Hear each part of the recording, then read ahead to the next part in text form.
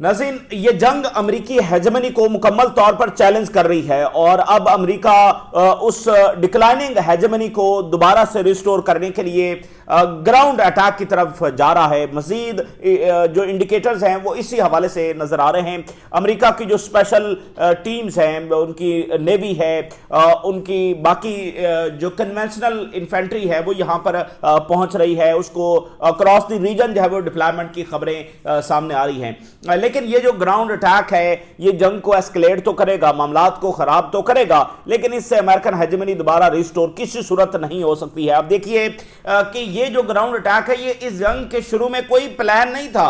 ये तो अब जंग उनके हाथ से निकल गई है तो वो ये समझते हैं कि ग्राउंड अटैक करके वो सूरत हाल को अपने कंट्रोल में वापस जब ला सकते हैं। 80 साल में पहली बार इस जंग के अंदर एक चीज हुई है और वो ये हुई है कि अमेरिका और इसराइल के हाथ से जंग बंदी का कंट्रोल निकल गया है। अमेरिका और इसराइल को जो सबसे बड़ा एडवांटेज रहा है, चाहे वो कोई भी जंग हो, चाहे वो वियतनाम की हो, चाहे वो अफगानिस्तान की हो, चाहे वो इराक की हो, और जून की ईरान वॉर हो, कोई भी जंग हो, जंगबंदी का कंट्रोल हमेशा इनके पास रहा है। जब चाहे जंग रोक सकते हैं, यानी अगर कोई जंग बैकफायर भी कर गई है तो ये जंग रोक सकते हैं। पहली बार ऐसा हो रहा कि इनके पास जंगबंदी का ऑप्शन इनके पास नहीं है, वो ईरान के पास है। ईरान चाहे तो जंग रोके, ईरान चाहे तो जंग जारी रखे। ये इनके लिए सबसे बड़ा ट्रबल है। वगरना आज तो क्लियरली ट्रंप इस जंग को रोकना चाहता है और फिर ये 6 महीने 8 महीने बाद, 1 साल के बाद दोबारा हमला करने के लिए आएंगे। फिल वक्त वो इस जंग को रोकना चाहते हैं तो, लेकिन उनके हाथ में है कुछ नहीं। तो अब जनाब अली जो ग्राउंड अटैक ये करने जा रहे हैं, ये कोई पहले से ट्रंप का प्लान नहीं था। अमेरिका को कोई प्लान नहीं था कि हम ग्राउंड अटैक की तरफ जाएंगे। ये तो जो सूरत हाल उनके कंट्रोल से निकल गई है उसको वापस अपने कंट्रोल में लाने के लिए वो ये करने जा रहे हैं, और जो कि बिल्कुल एक डिजास्टर साबित होगा। इराक और अफगानिस्तान दोनों से ईरान जब वो रकबे के लिहाज से बहुत बड़ा है, आबादी आप देखें ईरान की, और फिर उनकी जो सोफिस्टिकेशन है, उनका जो जज्बा है, जिस तरह से वो ऑलरेडी लड़ रहे हैं, आप देखेंगे कि फिर जब जमीनी जंग शुरू हो गई तो उसमें भी ईरान जब वो किस तरह से लड़ेगा, इनको जो है वो बहुत बड़ी शिकस्त का और लॉसेस का सामना वहां पर करना पड़ेगा, बहुत सारे सरप्राइजेस का सामना जब इनको करना पड़ेगा। बहरहाल अब ये ऐसा लगता है कि उसकी तरफ हम जा रहे हैं, but at the same time एक छोटी सी विंडो, एक छोटी सी होप कि ये जंग रुक जाए, वो बहरहाल हमेशा मौजूद रहेगी। अच्छा, अब आप देखिए कि अमेरिका को ये जंग बढ़ाना मजीद किसी सूरत सूट नहीं करता है। स्पेन क्या बात कर रहा है? स्पेन ने अमेरिका के लिए एयर स्पेस बंद कर दी है। कितना ब्रेव एक्शन है जो स्पेन ले रहा है। स्पेन का क्या अलायंस है फलस्तीन के साथ और ईरान के साथ? यूरोपीय यूनियन का मुल्क है, लेकिन अमेरिका के लिए एयर स्पेस बंद कर रहा है कि ईरान के ऊपर जो बमबारी हो रही है ये हमें काबिल कबूल नहीं है। कोई ओआईसी मुल्क अपनी एयर स्पेस बंद नहीं कर सका इसराइल के लिए जब वो गजा पर बमबारी कर रहा था। तेल इसराइल जो जाता है वो ओआईसी मुल्कों से जाता है, ये इजरायली एम्बेसडर तक को नहीं निकाल सकते हैं। तो उस अप्रोच ने इसराइल को बदमाश बनाया ईरान पर हमला करने के लिए, और अभी तक इन्होंने ईरान जंग की मजम्मत नहीं की, ईरान पर हमले की मजम्मत नहीं की, और यही चीज है वो जंग को मजीद एस्केलेट करने जा रही। ये इस पॉलिसी को समझने से कासर हैं कि इस जंग की मजम्मत करने से, इसराइल के सामने खड़े होने से अमन आएगा नहीं, ये अपना जोर दूसरी तरफ लगा रहे हैं। तो स्पेन, आप अंदाजा करें, इतना ब्रेव डिसीजन अमेरिका के लिए एयर स्पेस बंद कर दिया। यूरोप का एक जो नंबर 1 एलाय है अमेरिका का, उसने आज कैटेगोरिकली कहा है कि किसी सूरत हम अपनी फौज अमेरिका की सपोर्ट में नहीं भेजेंगे ईरान के खिलाफ। जो ज़मीनी अटैक अमेरिका करने जा रहा है वो ये चाहता है कि इस मुल्क से भी फौज आए, और उस मुल्क ने आज कैटेगोरिकली कह दिया है कि हम अपनी फौज नहीं भेजेंगे। ईरान ने यह अनाउंस किया थोड़ी देर पहले कि वो एनपीटी से विड्रॉल के ऑप्शन को कंसिडर कर रहे हैं। ये बहुत बड़ा वाकया होगा अगर ईरान एनपीटी से निकल गया, और ये अमेरिका के लिए बहुत ट्रबलिंग होगा और दुनिया को भी वाज़ेह मैसेज जाएगा।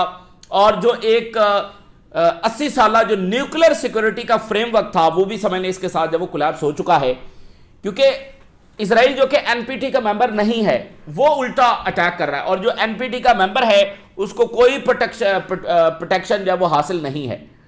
तो ईरान कह रहा है कि क्या एनपीटी के मेंबर रहने का हमें फायदा है, हमारे ऊपर अटैक भी हो रहा है और उसकी कंडेमनेशन भी नहीं हो रही, तो हम क्यों ना एनपीटी से निकले। नॉर्थ कोरिया जब वो एनपीटी से निकल गया था और 3 साल के बाद उसने न्यूक्लियर धमाका कर दिया था, तो ये एक बहुत बड़ा वाकया होने जा रहा है, और इससे अमेरिका पर उल्टा प्रेशर और बढ़ेगा एनपीटी से निकलने के बाद।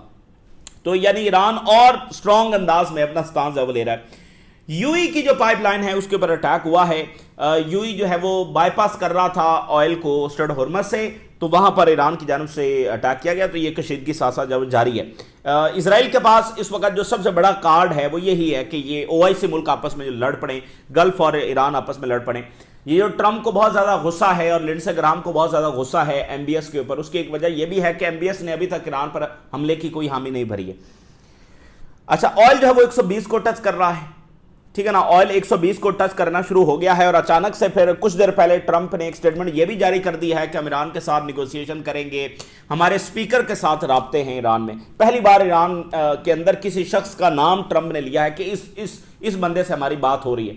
और स्पीकर, हालांकि स्पीकर जो है उनके बयानात आप सुनते रहते हैं, मतलब वहां पर कोई इख्तलाफ नहीं है कि स्पीकर का एक मौक़िफ़ है, सुप्रीम लीडर का दूसरा है, आईआरजीसी का तीसरा, नहीं, वो एक ही मौक़िफ़ है कि हमें एक सीधा सीधा सीज फायर नहीं करना है, बल्कि इस दफा हमें इंटरनेशनल गारंटीज चाहिए कि ये दोबारा अटैक ना करें।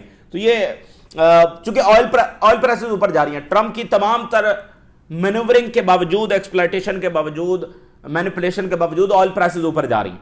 तो अब उसने अचानक ये भी ट्वीट कर दिया, उधर से जमीनी फौज आ रही है।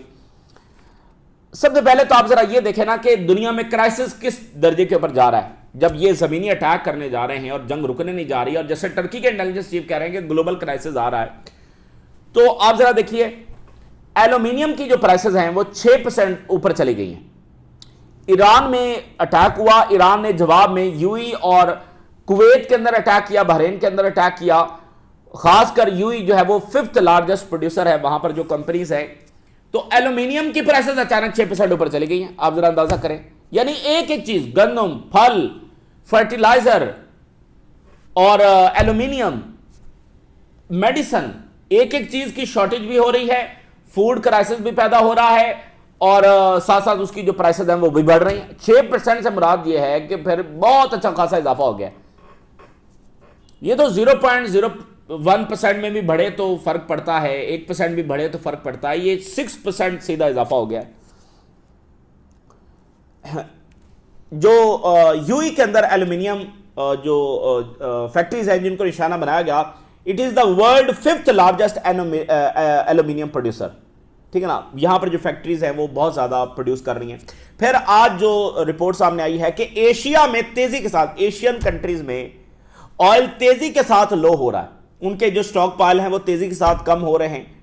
जेपी मॉर्गन की, जो कि अमेरिका का एक बड़ा फाइनेंशियल इंस्टीट्यूशन है, जो 4, 5, 7 बड़े इंस्टीट्यूशंस हैं जिनको आप डीप स्टेट भी कह सकते हैं, जो दुनिया को भी चला रहे हैं, अमेरिका को, ये जेपी मॉर्गन वो है जिसने अमेरिकी स्टेट को एट दैट टाइम पिछली सेंचुरीज में कर्जा दिया था। जब अमेरिका का बिल्कुल बुरा हाल था तो जेपी मॉर्गन ने जो कर्जा दिया था। ये बहुत बड़ा फाइनेंशियल इंस्टीट्यूशन है, ये आज इसकी रिपोर्ट है। तो स्टॉक पाइल जो वो डिप्लीट हो रहा है। अब आप देखें कि ये जो अमेरिकन इंडस्ट्रीज हैं, यूरोपियन इंडस्ट्रीज हैं, ये एशिया में लगी हुई हैं। ये आईफोन सारे कोई अमेरिका में थोड़ी बन रहे हैं, इसलिए तो ट्रंप बार बार कहता है कि ये फैक्ट्रीज, इंडस्ट्रीज वापस लेकर आओ। तो ये जो सारी जो इंडस्ट्रीज इनकी लगी हुई हैं वो एशिया में लगी हुई हैं, और एशिया का 80% ऑयल जब वो गल्फ से आ रहा है, तो बड़ा मसला इन सब के लिए। यानी ये कनेक्टेड इकॉनमी है। और जापान कह रहा है कि फूड सिक्योरिटी पैदा हो रही है। जर्मनी ने कहा है कि बहुत सवेयर कॉन्सिक्वेंसेस जो है वो यूरोप के लिए आने वाले हैं, जो फॉल आउट इस जंग का आने वाला। अब आप देखिए, आज जर्मनी का जो सबसे बड़ा ब्रांड है फॉक्सवैगन, बहुत बड़ा ब्रांड है कार्स का, ठीक है ना, आज इसने 50,000 जॉब्स खत्म करने का ऐलान किया है। जो क्राइसिस आ रहा है पिछले कई सालों से, और अब अचानक ये क्राइसिस और बढ़ गया है। देखें, ये जो इजरायली वॉर्स है ना, इसने बेड़ा गर्क कर दिया अमेरिकी इकॉनमी का और यूरोपियन इकॉनमी का। इराक, अफगानिस्तान, ये सारी वो जंगें हैं जिसका ट्रिलियंस ऑफ डॉलर्स का कर्जा अमेरिका पर चढ़ा, उसका आज ये इंटरेस्ट दे रहे हैं, जिससे इकॉनमी का बेड़ा गर्क है। फिर जो मिलियंस ऑफ माइग्रेशन हुई वो यूरोप पर, फिर उसके बाद अमेरिका।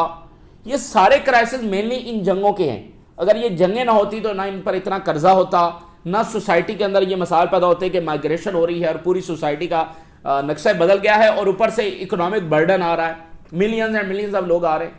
तो इसराइल ने इनको बहुत नुकसान पहुंचाया, और अभी भी ये इसराइल की इस पॉलिसी को कैटेगोरिकली रिजेक्ट करने से इनकार कर रहे हैं। जो मिस्र के सदर हैं, आज उन्होंने बात की, उन्होंने कहा कि ऑयल जो है वो $200 पर बैरल हो सकता है। अब ये ऊपर जा रहा है, एक 20 को 120 को जब टच कर रहा है। लेकिन मिस्र के सदर ये कह रहे हैं कि अगर जंग ना रोकी गई तो ये $200 पर बैरल हो जाएगा। ये 150 भी हो जाए तो जो ब्लैक रॉक है उसके सीईओ, ब्लैक रॉक वो है जो आप समझ लें कि रियल डीप स्टेट, और आप ये कह लें कि ब्लैक रॉक पूरी दुनिया को चला रही है। ये अमेरिका की कंपनी है, ये दुनिया की सबसे बड़ी जो कैपिटल को यानी रेवेन्यू को रखने वाली कंपनी है। 12 ट्रिलियन 15 ट्रिलियन बताया जाता है कि इसके पास रेवेन्यू। मुख्तलिफ बिलियनियर्स मुल्क इनके पास अपने पैसे रखवाते हैं, ये आगे इन्वेस्ट करते हैं, फिर मुनाफा उनको देते हैं। सो 12 से 15 ट्रिलियन डॉलर्स इनकी मालियत बताई जाती है। इनके पास इतना पैसा, ये अमेरिका को चला रहे हैं, दुनिया को चला रहे हैं। तो ब्लैक रॉक ने ये कह रखा है, ब्लैक रॉक के सीईओ ने, अगर 150 पर ऑयल चला गया तो फिर ये समझ लें कि ये जो डॉलर है ना, ये सिर्फ एक कागज का टुकड़ा बन जाएगा, इतना डीवैल्यू हो जाएगा, और जो वर्ल्ड इकॉनमी है और अमेरिकन इकॉनमी है उसका भट्टा बैठ जाएगा, और हम उसी तरफ जा रहे हैं। ठीक है, तो ग्राउंड अटैक से ये सारे मसाइल हल नहीं होने वाले हैं। गो के खतरात इस वक्त शदीद तरह है कि ग्राउंड अटैक होने जा रहा है, लेकिन इससे मसाइल हल नहीं होने जा रहे। तो ये है वर्ल्ड क्राइसिस, 200 के ऊपर ऑयल जाने वाला, तो स्ट्रेट ऑफ हॉर्मज़ खुलने वाला नहीं है, बल्कि उनको वो हमेशा के लिए बंद कर देंगे, यानी एक लंबे अरसे के लिए।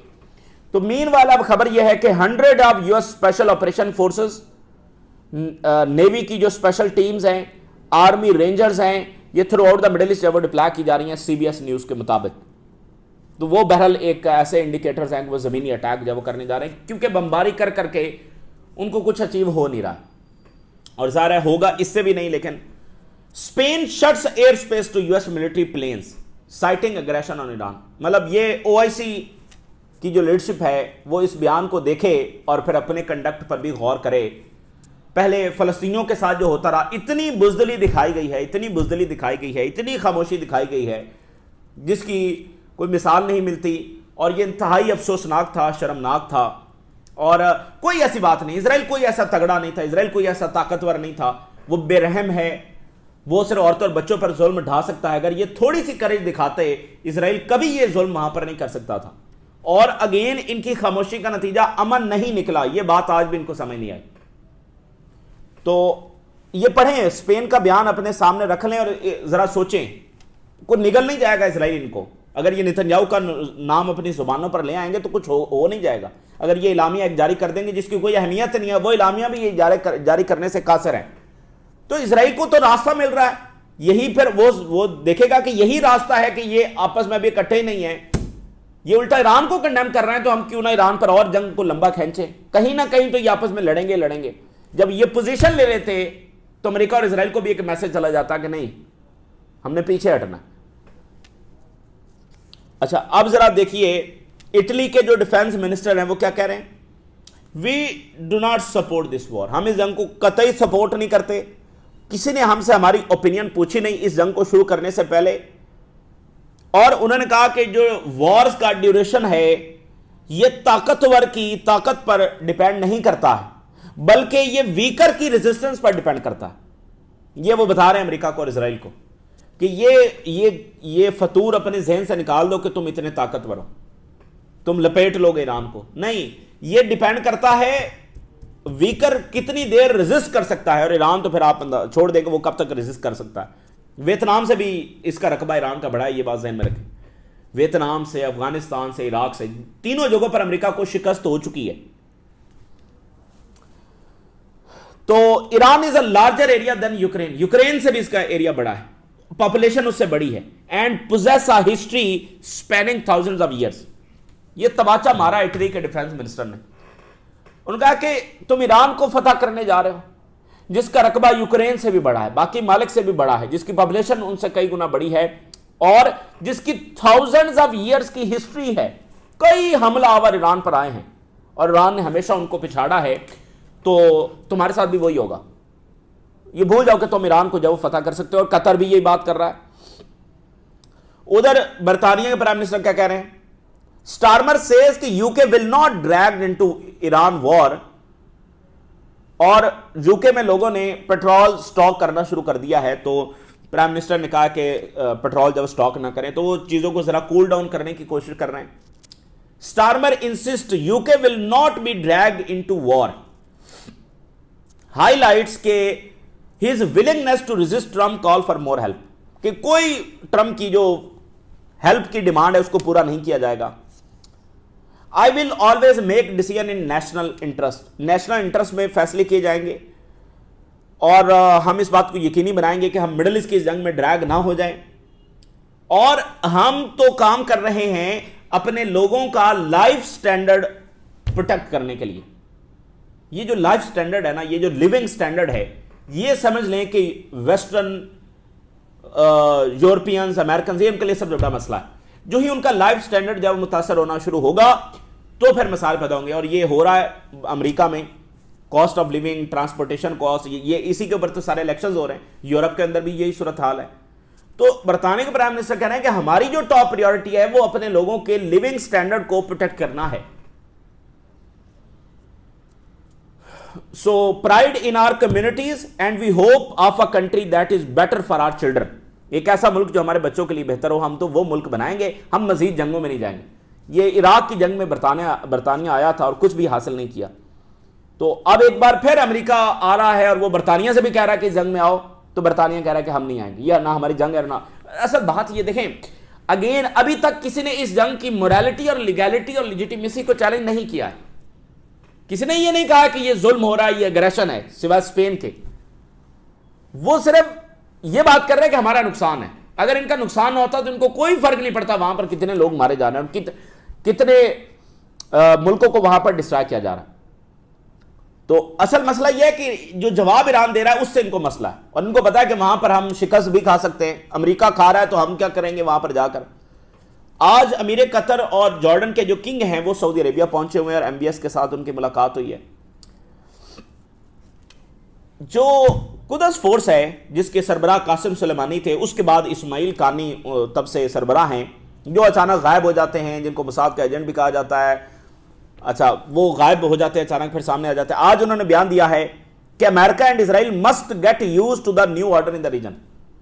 उन्होंने नए ऑर्डर का ऐलान कर दिया। उन्होंने कहा अब रीजन में नया ऑर्डर लागू हो चुका है और अमेरिका और इजराइल अब इसको यूज टू हो जाएं। अब आगे रीजन में फैसले ऐसे ही होंगे। अब ये फैसले नहीं करेंगे रीजन के, नया ऑर्डर रीजन में लागू जब वो किया जा चुका है। Turkish media, Iran targets UAE oil hub bypassing Hormuz adding pressure on oil market. वो ऑयल प्राइसेस और ऊपर जाएंगी। यूएई ने जो है वो स्ट्रेट ऑफ हुर्मस को बाईपास करने के लिए एक पाइपलाइन बना रखी थी, उसके जरिए उन्होंने ऑयल निकालने की कोशिश की। ईरान ने उसके ऊपर जब अटैक कर दिया है तो ईरान यकीनी बना रहा है कि कोई ऑयल जो वो स्ट्रेट ऑफ हुर्मस को पास ना कर सके, ठीक है ना। वो अपनी अथॉरिटी यहां पर जो शो कर रहा है। तो इसके बाद ऑयल, और जिस दिन बाबुल मंदब बंद हो गया उस दिन सऊदी अरेबिया की एक पाइपलाइन है जो रेड सी के जरिए ऑयल दे रही है, और मतलब ईरान उसको अलाउ कर रहा है, बट वो भी फिर ऑयल जाता रहेगा। तो ये 150 को टच कर जाएगा, और जैसे मिस्र के सदर कह रहे हैं 200 तक जाएगा। और आप देखेंगे जो स्टॉक पाइल था वो तो मुल्कों ने इस्तेमाल कर लिया है कि भाई बहुत थोड़ा रह गया ना, जिसके बाद जितना स्टॉक था वो तो बहुत सारा इस्तेमाल हो चुका है। 1 महीना तो इस जंग को हो गया है, तो अब ये जंग और चलेगी तो फिर वो क्या करेंगे। अच्छा, मीनवाइल जो पर्शियन गल्फ में एक टैंकर को निशाना बनाया गया है। ईरान अनाउंस के वो एनपीटी से, नॉन प्रोलिफरेशन ट्रीटी से विड्रॉ करने जा रहे हैं। ये डिस्कशन ईरान में जारी है। सीएनएन ने आज लिखा है कि जो E3 प्लेन तबाह हुआ है ये एक स्ट्रेटेजिक शिफ्ट है इन डायनामिक्स ऑफ ईरान वॉर। ये चूंकि बहुत बड़ा वाकया है कि E3 जैसी सेंसिटिव टेक्नोलॉजी उसको तबाह करना एक बेस के ऊपर खड़े होकर, ये बहुत बड़ी ताकत का सबूत है, ये बहुत बड़ी कैपेबिलिटी का सबूत है। और इससे अमेरिका के लिए जो ऑपरेशनल प्रॉब्लम्स हैं वो बहुत ज़्यादा खड़ी हो गई हैं, क्योंकि जो जहाज़ों ने उड़ना है, जो जाकर आगे टारगेट्स को हिट करना है, वो इसी ने डायरेक्शन देनी है। ये फ्लाइंग रेडार स्टेशन है, ये कमांड एंड कंट्रोल स्टेशन है, ये एयर सर्विलेंस के लिए इस्तेमाल होता है। तो इसके तबाह होने का मतलब यह है कि disrupting US battlefield awareness, America blind हो गया है, ठीक है ना। अमेरिका ब्लाइंड हो चुका है कि अवेयरनेस ही नहीं है उसको बैटलफील्ड की। इस जहाज के तबाह होने के बाद बहुत ज्यादा वो मुतासर होंगे, और 10 यूएस सर्विसमैन वो इस हमले में उनको नुकसान पहुंचा है। ईरानियन मिनिस्ट्री ऑफ साइंस बता रही है कि 154 जो साइंटिफिक फैसिलिटीज हैं और 21 यूनिवर्सिटीज हैं जिनको तबाह किया गया। तो अब आप देखिए कि उनका असल मकसद ईरान को एज अ नेशन तबाह करना है। यही वो करते आ रहे हैं। उनका मकसद जो है वो एक नेशन को ही खत्म कर देना है, ताकि उसकी तरक्की, उसका आगे बढ़ना, उसका एक ताकतवर होना, वो सारा जो वो खत्म किया जा सके। ये इजराइल का इतना खतरनाक गोल है। आज अगर ये ईरान के साथ खड़े नहीं होते रीजनल कंट्रीज, फिर जब इजराइल इनके ऊपर हमलावर होगा, इनको बचाने के लिए कोई नहीं आएगा, क्योंकि सारे पहले ही तबाह हो चुके होंगे। ये बात इनकी समझ में पता नहीं आ रही है या नहीं आ रही, फिलहाल तो नहीं आ रही। अच्छा, ये बात पाकिस्तान इनको समझा रहा है और ये बात टर्की इनको समझा रहा है।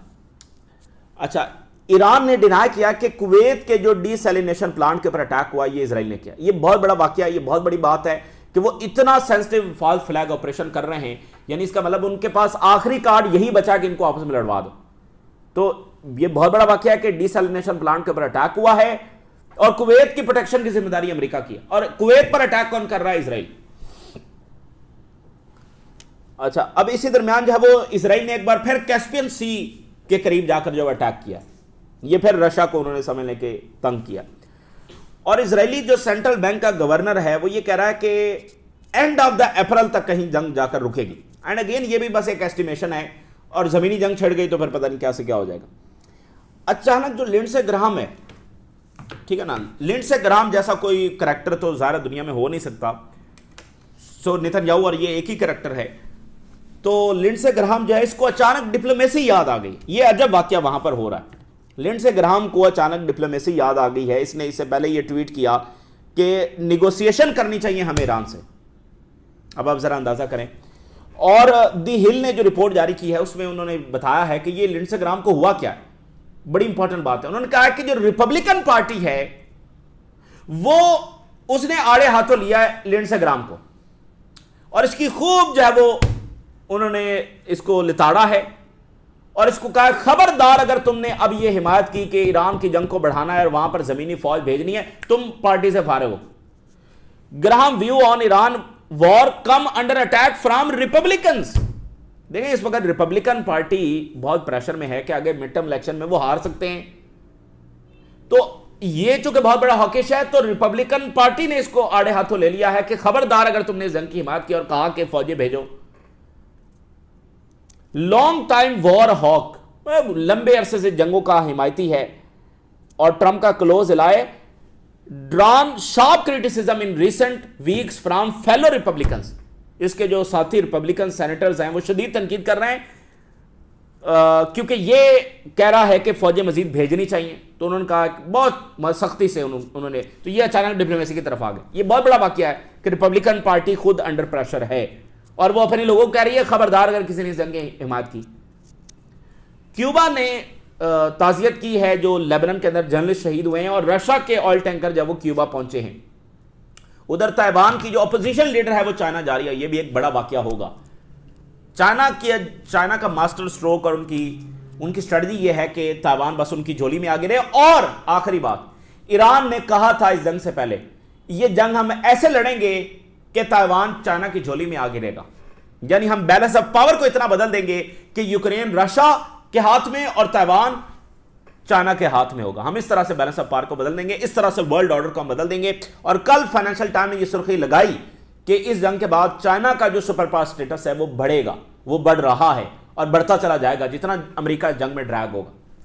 चाइना के टैंकर्स तो गुजर रहे हैं, उनका तो ऑयल बंद नहीं हुआ अभी तक। चाइना में कोई ऑयल का क्राइसिस नहीं है। तो ये इस वक्त की ताज़ा तरीन डेवलपमेंट्स हैं जो आपके साथ शेयर किया। आपने राय से रोगा करें। इजाज़त, अल्लाह हाफ़िज़।